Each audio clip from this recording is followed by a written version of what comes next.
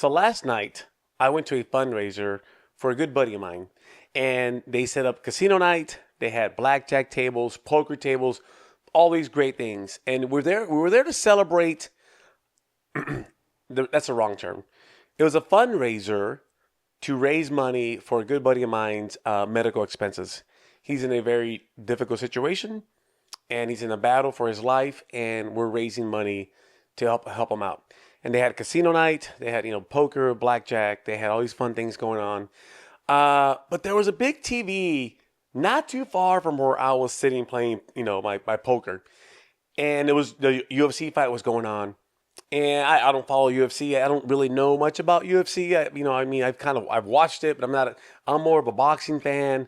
And so I'm not really up to date with the whole UFC things. But I noticed that Conor McGregor was the main card. I do know that he hasn't really, I know he hasn't fought in 5 years.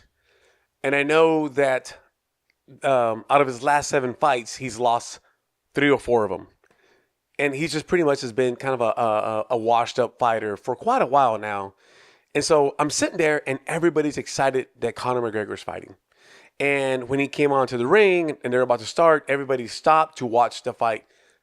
I thought I was being pranked. Like, there's no way this is happening. We're going to watch Conor McGregor. Why?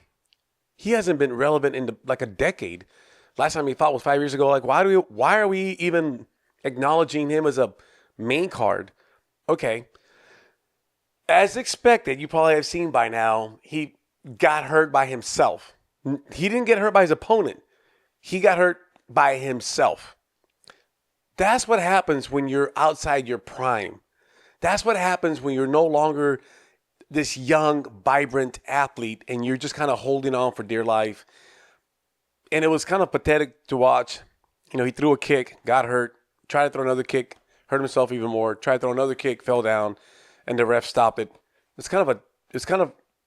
It was interesting to me in the sense where collectively there must have been about 50, 60 people in there, and they're all watching this former champion fight as if he is a current champion.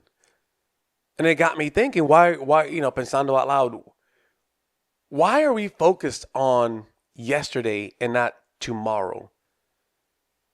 We all know what the most valuable resource is that we all have. And without a doubt, it's time. In fact, my last episode, I talked about how much time I might have left on this great earth. I don't know. But I do know that my time is valuable. And so I don't want to watch athletes that are way past their prime. I remember 2 years ago, I was getting these text messages that Mike Tyson was fighting Jake Paul. Who cares? Mike Tyson hadn't been relevant for 2 decades. The last time he was somewhat relevant was when he fought Lennox Lewis. I think it was 2002, which was 22 years prior to the Jake Paul fight. And he was washed up already. And he admitted that he was only fighting to pay his taxes. Now, do you know how much money Conor McGregor is going to make from last night's fight? You know how long the fight was? So they say the fight was 69 seconds long. They actually stopped it a little bit before that, but I guess the official time was 69 seconds. They estimate he'll make, with pay-per-view and all that he'll make over $30 million. That means he was making about 425,000 a second for not even being active on the ring. I think he threw no strikes. He did not connect. There was no danger. There was nothing that happened. But he's going to walk out of there with $30 million. Why are we doing this? Why are we making these ridiculously out of their prime athletes rich again? Or why are we doing this to ourselves? Why aren't we giving the new fighters a chance, that platform? I don't get it.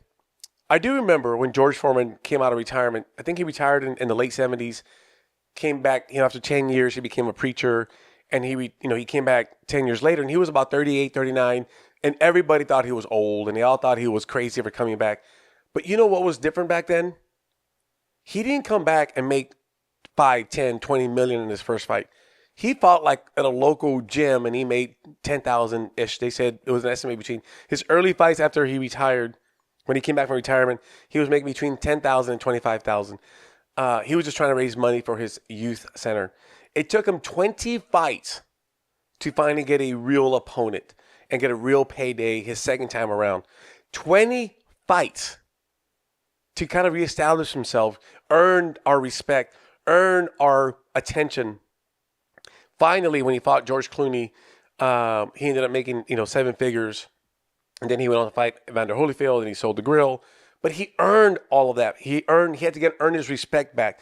I'm not trying to knock down Mike Tyson, Serena Williams, Floyd Mayweather, Manny Pacquiao, Conor McGregor, all of these people that are way past their prime. That's not a dispute that I have. They were great in their times. I follow Mike Tyson.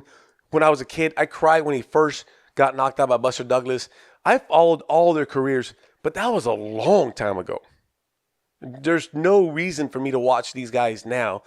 When Pacquiao fought Mayweather, which they're going to fight again in September, it's scheduled to fight again. When they fought in 2015, that was already 5 years beyond. They should have fought in 2010. They should have fought in 2010. That's when they were in their prime. They didn't fight until 2015, and it was kind of a lame fight. Pacquiao was, whatever it is. They want to fight in 2026, and it's supposed to be a big event.